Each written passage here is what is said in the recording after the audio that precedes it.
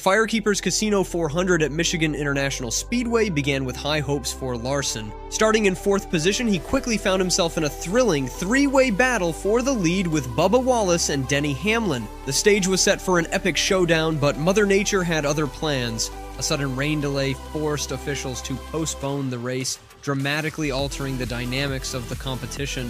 When racing finally resumed, the field had been reshuffled, and a series of cautions kept the drivers on their toes. In this tense atmosphere, disaster struck for Larson.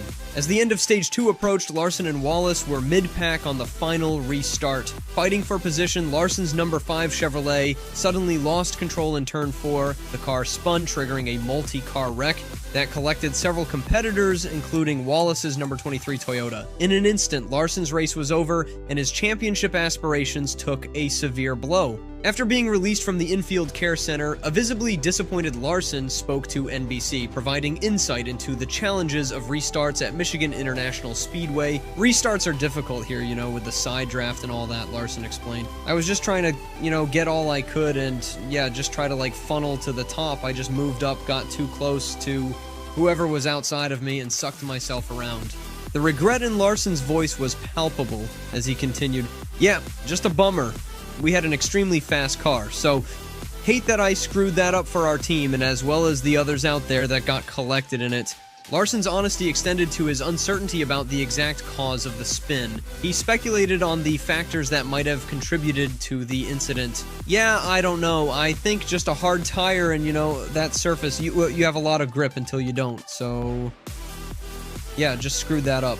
The impact of this incident on the standings was immediate and severe. Prior to the race, Larson had been sitting comfortably at the top of the Cup standings with 779 points. His impressive season performance, which included 4 wins, 12 top 10 finishes, and 9 top 5 finishes in 23 race starts, had positioned him as a strong contender for the championship. However, the Michigan mishap saw Larson plummet from 1st to 4th in the standings. Tyler Reddick capitalized on the opportunity, taking both the victory and the series lead. Larson's DNF did not finish, resulted in a 34th place finish, dealing a significant blow to his points total. The consequences of Larson's crash were immediate and severe. Race winner Tyler Reddick didn't just claim victory on the day, he also took over the lead in the regular season point standings. This dramatic shift saw Larson tumble from his top position all the way down to 4th place, leaving him 32 points behind the new leader. When questioned about whether he had any warning before losing control of his car, Larson provided some insight into the challenges of handling the next-gen cars. "Yeah, you get a little bit of warning right before you start spinning," Larson explained. "But once these next-gen cars step out, it's really hard to save it. I was just doing what I thought would be right to funnel our way up and just put myself in bad spot." The ripple effects of Larson's wreck extended beyond his own position, impacting other drivers as well. Chase Briscoe, who had been holding on to the 17th spot in the rankings, dropped to 18th.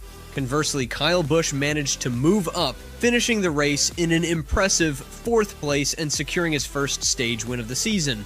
The playoff implications of this race were significant, particularly for Bubba Wallace. The incident pushed Wallace below the cutoff line for the playoffs, highlighting the razor-thin margins that can make or break a driver's championship hopes. Wallace, who had pulled himself above the playoff threshold with a 4th place finish at Richmond, now finds himself 1 point below the cut line in 18th place.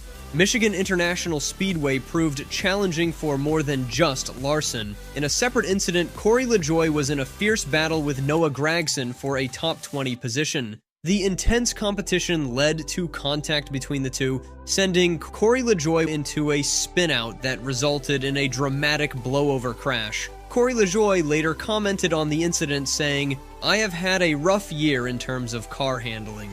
These incidents sparked discussions among drivers about the aerodynamics and track conditions at Michigan. Larson himself noted, "I wouldn't call it unexpected. How weird the air gets over there. With the hard tires that we run here, it's really easy to lose traction."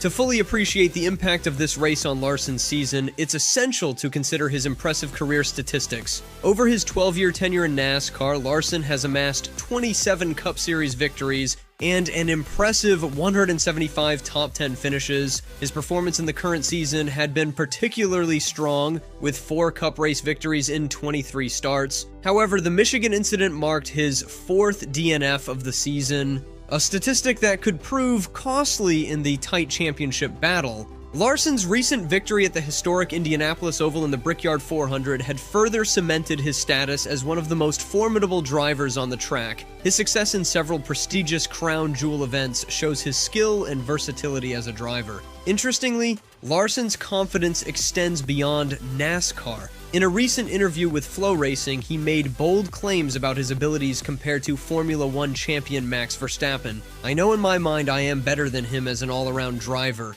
Larson stated. "There's no way Verstappen can get into a sprint car and win the Knoxville Nationals. There's no way he can go win the Chili Bowl." Larson's assertion speaks to his versatility as a driver and his success in various racing disciplines. He continued, "That's what gives me ease and confidence, that I know I'm better than him. Maybe not in an open-wheel Indy car or Formula One car, but that's one discipline. I think I would beat him in everything else." You can quote that. While Larson's comments might raise eyebrows, they underscore his self-assurance and competitive spirit. This confidence will be crucial as he looks to bounce back from the Michigan setback. Looking ahead, only 2 regular season races remain before the playoffs begin. These races at Daytona and Darlington will be pivotal in determining the final standings and playoff seedings. Despite the Michigan mishap, Larson has already secured his place in the playoffs thanks to his earlier victories. However, the incident has undoubtedly pressured him to perform well in the remaining races to regain lost ground. The stakes are high for all drivers, whether they're at the top of the standings or on the verge of elimination. For those leading, there's constant pressure to maintain their position. For those on the brink, like Daniel Suarez and Kyle Busch, every point is crucial. The Michigan race also highlighted the importance of stage points. Larson's attempt to gain these valuable points ultimately led to his undoing. In his post-race interview, he admitted, "So yeah, just trying to get what I could, get some stage points, and just lost it." As the NASCAR season heads into its final stretch, all eyes will be on Larson to see how he rebounds from this setback. His proven track record and undeniable skill behind the wheel suggest that he has the potential to overcome this obstacle. However, with the competition tighter than ever and the stakes continually rising, Larson will need to bring his A-game to the remaining races. The upcoming races at Daytona and Darlington will be crucial not just for Larson, but for all drivers on the playoff bubble. These tracks, each with their unique challenges, will test the skills and nerves of even the most seasoned competitors. For Larson, these races represent an opportunity to reassert his dominance and regain lost ground in the standings.